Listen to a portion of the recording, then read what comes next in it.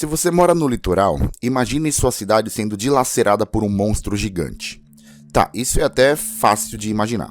Agora pensa que esse monstro veio do fundo do mar próximo a você e que parte dos motivos que o fez ir de encontro à sua costa foi porque a Petrobras explorava o oceano na região onde esse monstro adormecia. Coisa de louco, né? Bom, aqui talvez nem tanto. Olá pessoas, aqui quem fala é o Juquib e o assunto vai ser sempre terror e hoje finalmente vamos desmistificar parte do mistério gigantesco envolto ao monstro que roubou a cena em 2008 ao atacar Manhattan em um dos maiores marketings multiplataformas já visto na história. Antes de tudo, gostaria de pedir que vocês relevem e me desculpem se esse vídeo ficar confuso, porque são muitos eventos que podem causar essa confusão. Como dissemos, existe todo um marketing viral do filme que ambientaliza essa história e que vai ser mencionado com riqueza de detalhes nesse vídeo. O filme, distribuído pela Paramount em 2008, na realidade começou na internet, quando a Bad Robot desenvolveu um dos melhores esquemas de publicidade multiplataforma, conhecido como jogo de realidade alternativa, para promover Cloverfield. Então, como diria Jack, o estripador, vamos por partes. Antes ainda de quaisquer outras coisas, eu gostaria de sugerir a vocês que sigam a página do iPanic no Instagram, porque é só lá e apenas lá que vocês vão saber qual o próximo filme que esse canal vai revisar. Também devo encarecidamente solicitar que vocês ativem as notificações no celular, para que vocês não percam os vídeos que eu lançar por falta de aviso. Tudo bem que eu lanço o vídeo uma vez na vida e outra na morte, mas aí quando eu lançar o vídeo na vida, vocês não perdem por falta de notificação. Também estamos no Twitter, por onde eu ainda tento interagir de forma mais próxima com vocês, apesar de nem sempre conseguir, e o username é Sinap ou um iPanic ao contrário, e claro, com 4 no lugar do A. Sem mais enrolar, o vídeo tá interessantíssimo hoje e é bom ficar atento em cada detalhe e eu tenho certeza que vocês vão se surpreender. Vocês já sabem que mais detalhes vêm no final do vídeo, já sabem que esse vídeo tem spoiler, que é a revelação final do enredo. Então, preparados ou não, partiu! –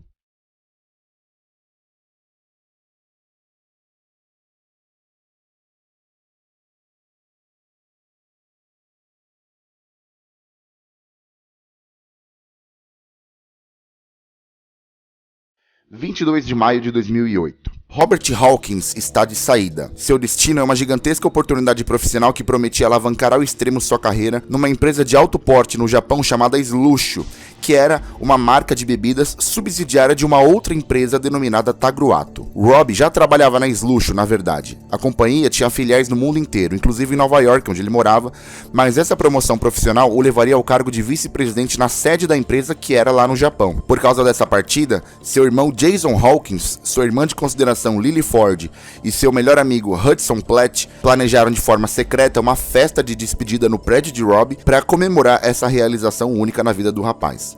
Dessa forma, resolveram documentar em vídeo cada segundo do evento, coletando depoimentos dos convidados, por mais aleatórios que fossem, e mesmo dos que não eram tão próximos assim do anfitrião.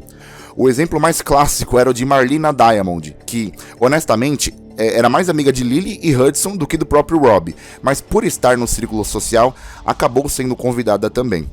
Então a festa se desenrolava normalmente e nem parecia tão tarde da noite, mas já tinha gente bêbada largada no sofá.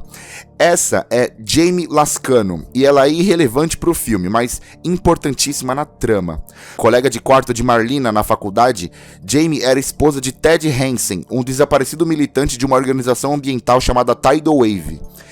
Essa Tidal Wave, dentre suas agendas de protestos, era substantivamente contra a exploração marítima de uma outra subsidiária da mesma Tagruato, empresa tal que estudava material genético do fundo do mar, organizando expedições nas profundezas do oceano através de suas plataformas petrolíferas, afetando o ecossistema marinho. Então vejam, a causa ambiental de Ted Hansen militava contra essas explorações do mar. Pela Tagruato como nome social, a Slush como subsidiária e a Yoshida Medical Research como executora, acreditava-se que eram recolhidos materiais genéticos do oceano e que a partir dessas amostras recolhidas, a Slush produzia seus refrigerantes como um tipo de ingrediente secreto. E isso a gente pode guardar por enquanto.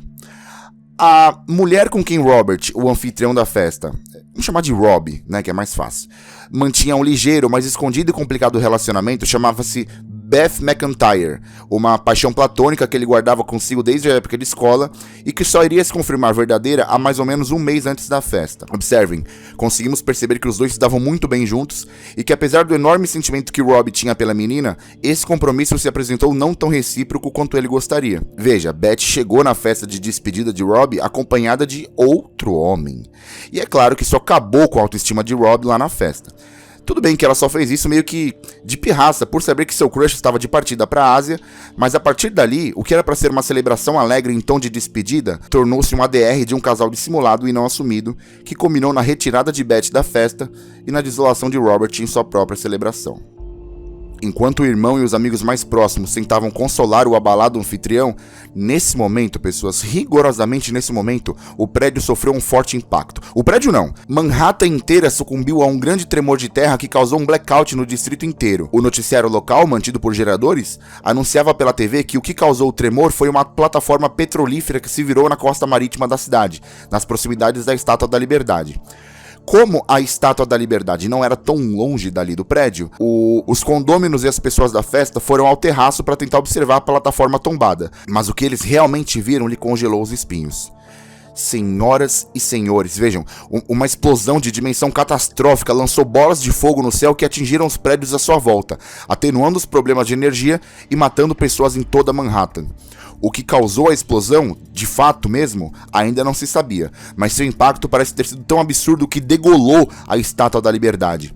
Ao ainda traumatizado povo americano, a possibilidade de um ataque terrorista certamente veio à mente, mas foi descartada quando nas frestas entre os prédios eles notaram que o terror era 1000 vezes maior. Apesar do que foi reportado pelos jornais, o tremor não foi causado por um tombamento de uma plataforma de petróleo, mas em breve veremos que há uma correlação direta entre tal plataforma e o que acontecia naquele exato instante que o terror se instaurou na costa americana. Podemos, por enquanto, evitar rotulações porque ninguém sabia ao certo do que realmente aquilo se tratava, e nem se era apenas mas uma coisa era fato. A cidade foi completamente destruída por quem ou o que quer que fosse aquilo ali. As autoridades locais, através da polícia e o corpo de bombeiros, ordenavam que os sobreviventes àquele tipo de incidente utilizassem a Brooklyn Bridge, a ponte, para que se afastassem o máximo possível do foco da explosão. Mas enquanto Rob, Jason, Lily, Marlena e Hud atravessavam a ponte, pelo celular, Rob recebeu a ligação de Beth, que ficou para trás e precisava de ajuda. Chateado, mas encharcado pela paixão que tinha por ela, Robert voltaria para buscá-la, mas mesmo que não fosse esse o caso, sair do distrito agora ficaria ligeiramente mais complicado, porque uma cauda gigantesca dividiu a ponte ao meio, separando Jason dos demais e aumentando o pânico que dominava aquela noite. Que diabo era aquilo? Gente, isso é sério. O distrito entrou em estado de calamidade total e, naturalmente, as forças armadas do exército precisavam intervir de forma imediata. A TV continuava noticiando com imagens ao vivo uma realidade que, por mais perturbadora que fosse, era difícil de aceitar. Senhoras e senhores, havia um monstro gigante em Manhattan e nem mesmo as tropas do exército eram capazes de combatê-lo porque, não bastasse sua imponência física nas ruas do distrito, o monstro carregava consigo milhares de criaturas parasitárias que, ao caírem de seu corpo, abatiam soldados e civis em terra. O que era, então, que atacava Nova York aquela noite? Pessoas, mais cedo, na review, eu mencionei o novo trabalho a que Rob havia sido delegado lá no Japão. A empresa era uma marca de refrigerante chamada Slush, que era propriedade de outra razão social denominada Tagruato. Essa última, a Tagruato, é uma empresa de tecnologia da ciência que busca melhorias para o futuro, possuindo plataformas de extração de petróleo em 14 pontos por todo o mundo, e seu atual dono se chamava Ganu Yoshida. Além da Slush, uma outra subsidiária da Tagruato, também já mencionada aqui, é uma companhia chamada Yoshida Medical Research, ou Pesquisas Médicas Yoshida, que é especializada em pesquisa genética do fundo do mar para a erradicação de doenças crônicas humanas. Por que é importante falar disso? Bom, a Tagruato possuía uma estação petrolífera na costa de Nova York chamada Shoei Station, e era a mais recente estação construída pela empresa. Pois percebam, por favor, que jornais do mundo inteiro em 6 de janeiro de 2008, ou seja, 5 meses antes dali, noticiaram que tal plataforma havia sido destruída. Reportagens mundo afora então repercutem algumas sombras no oceano no arredor da estação, o que foi largamente discutido, assim como a repercussão jurídica da legalidade do que a Tagruato fazia em razão social. Porém, a atribuição do responsável pelo tombamento do bloco recaiu nas mãos de Ted Hansen, o que logo se mostrará contraditório. Ted Hansen era o desaparecido de esposo da Jamie Lascano, aquela loira que a gente viu caída bêbada no sofá durante a festa. Com as informações que temos até aqui, teria sido então justamente esse ativista ambiental o mandatário do ataque à estação Showa Station, uma vez que ele e sua organização militavam contra essas explorações que a Tagruato e subsidiárias faziam no fundo do mar. Só que desde agosto e setembro de 2007, a Jamie Lascano já postava na internet o desaparecimento de Ted.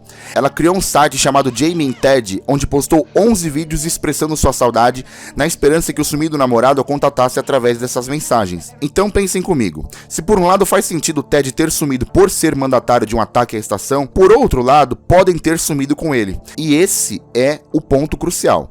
Ao que tudo indica, Ted Hansen estava a bordo da plataforma quando ela foi tombada, mas conseguiu escapar com o material coletado lá dentro, pois em um dos últimos vídeos que Jamie postou, de algum modo ela conseguiu receber do namorado possível e supostamente de paradeiro desconhecido, uma fita de áudio onde ele alegava ter sido capturado e mantido preso por agentes da Tagruato na recém-inaugurada Showa Station e que não havia óleo algum no bloco para justificar sua recém-construção. Junto à gravação, ele envia uma amostra do material que a Yoshida, junto à Tagruato, para uso da Slush, coletava no oceano chamado Néctar do Fundo do Mar.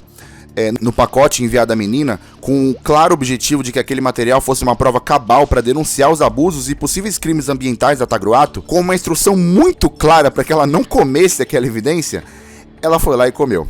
E os dois próximos e últimos vídeos que Jamie postou com vida denotavam uma pessoa totalmente alterada em virtude das substâncias contidas no material que era usado para fazer o refrigerante da Slush.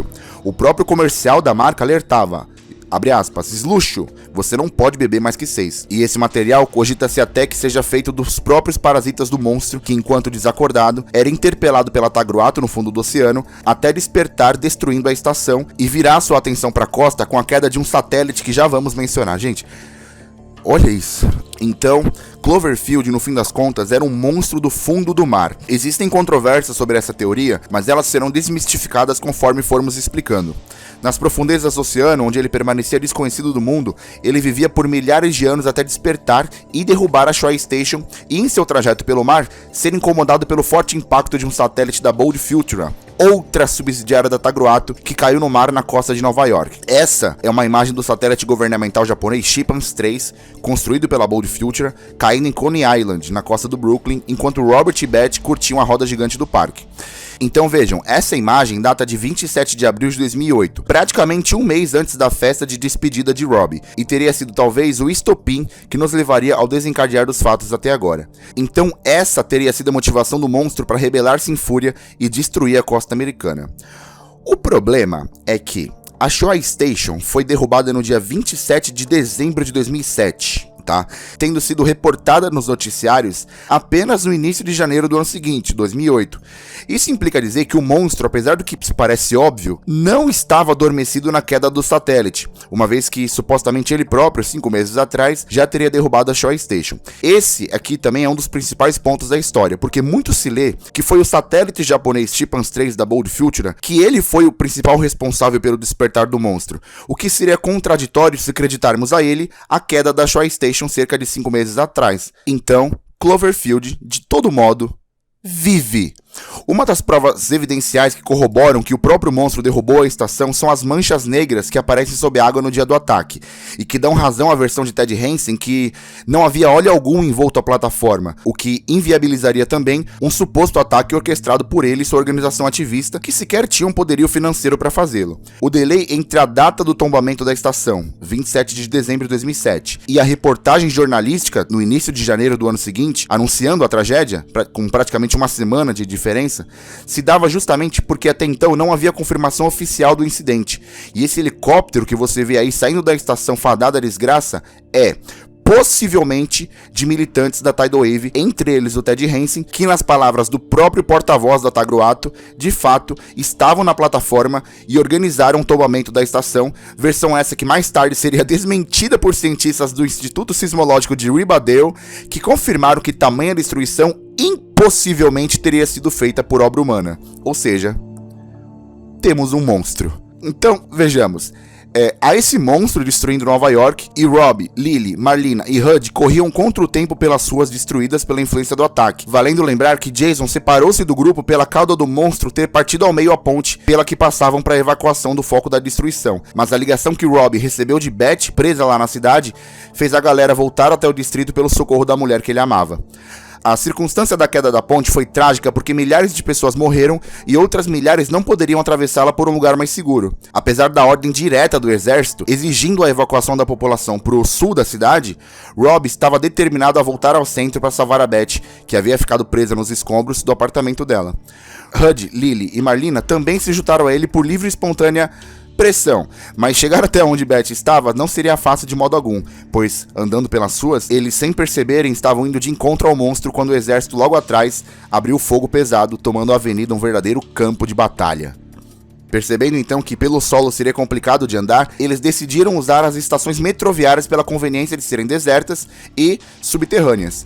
E enquanto alocados nessa estação do metrô, uma verdadeira guerra era travada lá fora, entre o monstro e as tropas armadas. Para Rob, em sua cabeça, ele sabia que cada minuto preso ali embaixo, esperando a poeira baixar lá em cima, era fundamental e decisivo para salvar sua crush. E por isso, decidiram utilizar os próprios túneis do metrô para chegar até Beth por baixo da terra. O único problema, caros amigos, é que num túnel subterrâneo não haveria outro caminho por onde eles pudessem correr dos parasitas que o monstro derrubava lá fora e que já se entranhavam nas tubulações da cidade, e que inevitavelmente os confrontaria na escuridão dos túneis desse subsolo. Marlena, infelizmente, foi atingida por um desses parasitas e sofreu uma mordida que, a princípio, não lhe causaria tamanho desconforto. Mas por ela ter sido mordida por um desses, um confronto intensamente físico e implacável com dúzias dessas criaturas aconteceu, mas foi interrompido quando o quarteto encontrou uma porta que os levou a uma sala administrativa de serviço ferroviário. A outra saída dessa sala, portanto, os levaria a uma estação do metrô alojada no shopping, sobre a qual o exército americano já havia se instalado. Isso significa dizer que, a partir dali, Robbie, Lily, Hud e Marlena estariam aos cuidados das forças armadas, que instituíram ali um grande pronto-socorro para atender os feridos nessa guerra e uma força-tarefa ambulante de inteligência para negociar estratégias no combate ao monstro. Apesar da segurança que o exército proporcionava aos quatro, Rob estava decidido em voltar pela Beth, mas Marlena não parecia estar muito de acordo. Isso porque desde que foi mordida pela criatura parasitária lá, e isso fazia, 20 minutos, ela passou a demonstrar sintomas que, quando percebidos, moveu os oficiais de saúde que a isolaram e a assistiram implodir. Vocês lembram que dessas criaturas se originavam aquelas substâncias contidas na slush, no refrigerante? Principalmente aquele néctar do fundo do mar, sobre as quais a própria marca alertava que se ingerida em excesso, implodia, entre aspas, seus órgãos de dentro para fora? Foi exatamente o que vimos acontecer com Marlena. A gente já reparou que, depois de ser ferida, seu comportamento já beirava o psicótico, e seu próprio semblante já denotava uma expressão abatida, então de morte iminente. Enquanto eram escoltados por um sargento em direção ao helicóptero de evacuação, o oficial permitiu que, se Rob quisesse voltar ao centro para buscar a menina dele, beleza, problema dele. Só que o governo americano já tinha dado a ordem de bombardear toda Nova York caso a última tentativa de combate ao monstro pelo exército no chão fracassasse. Ou seja, se Rob quisesse mesmo salvar a Beth, ele precisaria correr ainda mais contra o tempo, porque a qualquer instante Manhattan inteira poderia sumir do mapa. E para piorar, ao finalmente chegarem ao centro do distrito, olhem só como estava o prédio da menina. Praticamente tombado. Certamente que a determinação de Rob não os faria desistir ali, tão perto de conseguirem o que queriam. E apesar de ter sido embaçado chegar ao apartamento de Beth, eles conseguiram, mas a garota estava com a vida por um fio, por ter sido atingida por uma barra de ferro na altura do peito. Mesmo assim, estava viva e foi conduzida por Rob, junto com Lily e Hud, ao prédio ao lado para que pudessem descer as escadarias no edifício ainda intacto e verticalmente perfeito. Era hora de correr. Correndo pelas ruas, eles conseguiram chegar a tempo na escolta do exército, conforme combinado com o sargento instantes mais cedo, e os helicópteros militares os levariam em segurança até onde fosse seguro, de modo que a ameaça monstruosa não os pudesse alcançar. Lily foi transportada primeiro, e Rob, Beth e Hud iriam em seguida no último helicóptero demandado para socorrer a população. E observem, pelo amor de Deus, a visão que eles tinham do alto do monstro devastando a cidade, sem sequer tomar conhecimento da altura dos prédios e dos ataques via solo. Mas mais alto que o helicóptero estavam os caças da Força Aérea mandados para neutralizar os ataques do Cloverfield, ainda que isso significasse mais destruição na cidade, o que, àquela altura, com todo respeito, era o mal necessário. Quando pensaram que o monstro havia sido abatido pelas bombas lançadas no céu, em meio à densa fumaça causada pela explosão, ele ressurge e compromete o helicóptero onde estavam Robbie, Beth e Hud. Convenientemente, apesar do choque ter sido mortal para os militares lá dentro, os 3 sobreviveram. Machucados e desesperados, buscavam ajudar seus próprios ferimentos, acreditando ter uma distância segura do monstro que os atacou na cidade alguns metros para trás. Pelo que restou do equipamento militar no helicóptero, foi possível ouvir via rádio a autorização operacional de um protocolo chamado Hammer Down, aprovado pelo governo dos Estados Unidos e inicialmente solicitado na madrugada daquele 23 de maio, já que a festa de despedida de Robbie começou dia 22. Mas Hud não demoraria muito a conhecer a morte, tendo essa, a ele, sido trazida por um dos filhotes da criatura. Vamos lá, calma. Apesar de não existir essa informação que corrobore que o que matou Hudson Platt tenha sido de fato um filhote do monstro, nós especulamos que isso seja plausível, pois no momento fatal, os caças da Força Aérea ainda sobrevoavam em direção ao centro de Manhattan pelo protocolo Hammer Down, em meio aos prédios no centro do distrito, enquanto pela intervenção dos helicópteros de evacuação, eles já estavam no Central Park. E essa criatura que acometeu Hud simplesmente parece ter vindo do nada, pois aparentemente não foi seguida, ou do contrário, estaria sendo bombardeada pelos caças no momento em que encontrou o trio sobrevivente. Reparem que esse aqui nem parecia tão alto e tão imponente como se mostrou o monstro que destruiu os prédios no centro comercial. Então não teria como, pela lei da impenetrabilidade da matéria, o monstro estar em 2 lugares no espaço e ao mesmo tempo. Dessa forma, reparem que é uma especulação, mas baseada em indícios lógicos reverberados pelas próprias leis da física que, honestamente, não encontramos confirmação nos principais sites da franquia, mas também não encontramos provas contrárias, então tá tudo bem. Então Robbie e Beth, sobreviventes, se esconderam sob uma pequena ponte no Central Park. Essa sirene aí indicava que dali a 2 minutos o protocolo Hammer Down seria executado e Manhattan inteira seria bombardeada em larga escala, causando praticamente sua extinção. Dada essa dimensão, especulou-se na internet que a bomba poderia ter natureza nuclear ou atômica. Mas vamos com bastante calma, porque um poder bélico desse nível não destruiria apenas um distrito americano, mas talvez boa parte do mundo. E senhoras e senhores, esse é o único motivo porque a Guerra Fria chamava-se Fria. Aceitando seu destino, Robbie e Beth se despedem da câmera, pois o iminente bombardeio com força máxima se aproximava e a morte para os dois era praticamente certa. A câmera, apesar de tudo, foi encontrada em meio aos escombros dias ou semanas depois e virou posse do governo federal, confiscada como evidência de uma operação ultra secreta e sem precedentes que eles preferiram chamar de Cloverfield. Se o monstro morreu com o Hammer Down, pelas imagens não é possível afirmar com certeza, mas a câmera, ainda funcionando e ligada apesar do bombardeio, flagrou isso.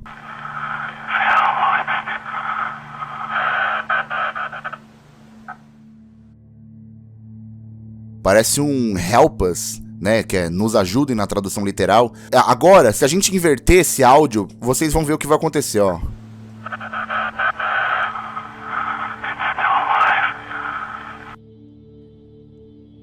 Ele still alive, ele ainda está vivo, né? O que nos abre margem argumentativa para dizer que o monstro, apesar de bombardeado com força quase máxima, não morreu com o Hammer Down, mas isso serão cenas de próximos capítulos da franquia, que muito em breve estarão nesse canal.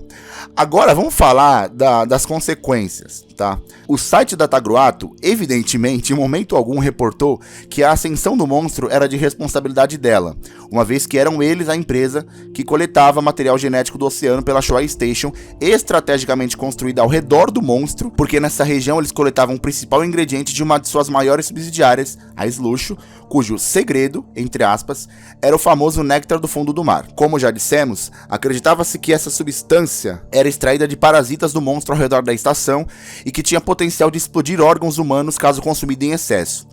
A Tidal Wave, a organização ambiental que militava contra essas explorações do fundo do mar pela Tagruato e pela Slush e pela Yoshida Medical Research, ela foi incorporada a uma outra organização fundada em 82 na França, chamada Les Guerriers de Méditerranée, não sei se está certo, tá? Cujos objetivos, apesar de parecidos, beiravam o fundamentalismo ambiental de defesa da terra dos opressores capitalistas. O monstro Cloverfield, como bem já dissemos, parece não ter morrido, mas é bom que se fale alguma coisinha sobre sua natureza. Segundo o Cloverfield Fandom, né, site que é especializado na coleta de informações da franquia e do marketing multiplataforma, o monstro Kaiju que ataca Nova York aqui em 2008 ainda seria um bebê, com potencial de crescimento muito alto, mas estima-se que mesmo o bebê ele possuía cerca de 100 metros de altura, o que equivaleria mais ou menos, e bem em média, a um edifício de pouco mais de 30 andares, como esse que você observa aqui, aliadas a cerca de 6 mil toneladas. Apesar de toda essa publicidade digital feita por J.J. Abrams e Paramount em 2008, as sequências do filme trazem versões alternativas que serão exploradas nesse canal, mas que de alguma forma podem e vão inviabilizar muito do que foi dito aqui. Esse talvez seja um problema que talvez os produtores de filmes, sem ter um projeto com sequência a longo prazo, se equivocam e dão duas ou mais explicações para os mesmos acontecimentos. E muito em breve, veremos que em O Paradoxo Cloverfield, praticamente tudo que foi dito aqui terá sido em vão pela teoria de abertura de portais interdimensionais causada pela explosão do acelerador de partículas 20 anos depois dos acontecimentos que acabamos de narrar. Mas relaxem que eu dou meu jeito.